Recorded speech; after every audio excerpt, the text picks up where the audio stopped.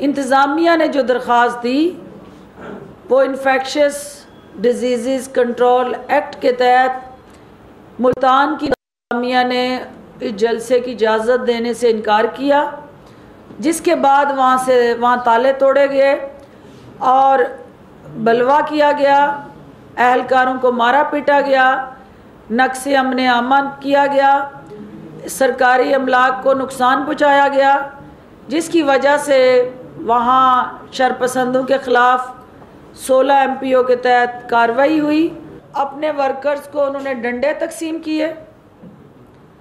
उन्होंने बैठ के प्लानिंग्स की और ये 100% मैं ज़िम्मेदारी से आपको बता रही हूँ, कोई सियासी स्टेटमेंट नहीं है, कि उन्होंने ये हदायत जारी की कि आपने पुलिस के साथ गुत्थम गुत्था होना है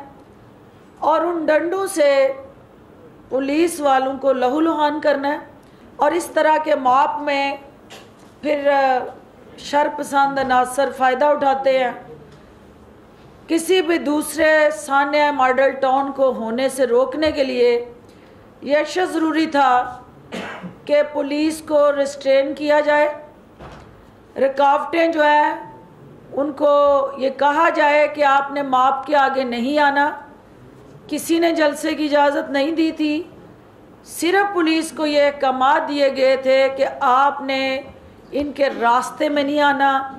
आपने तसादम की तरफ नहीं जाना, आपने इनको गुत्थम गुत्था हो के अपोजिशन जो स्टेटमेंट है आपने भी सुनी कि हम सफ़ों पे सरों पे कफन बांध के आए हैं,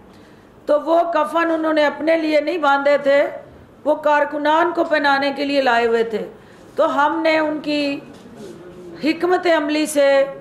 वो साजिश जो है उसको मलियामेट कर दिया।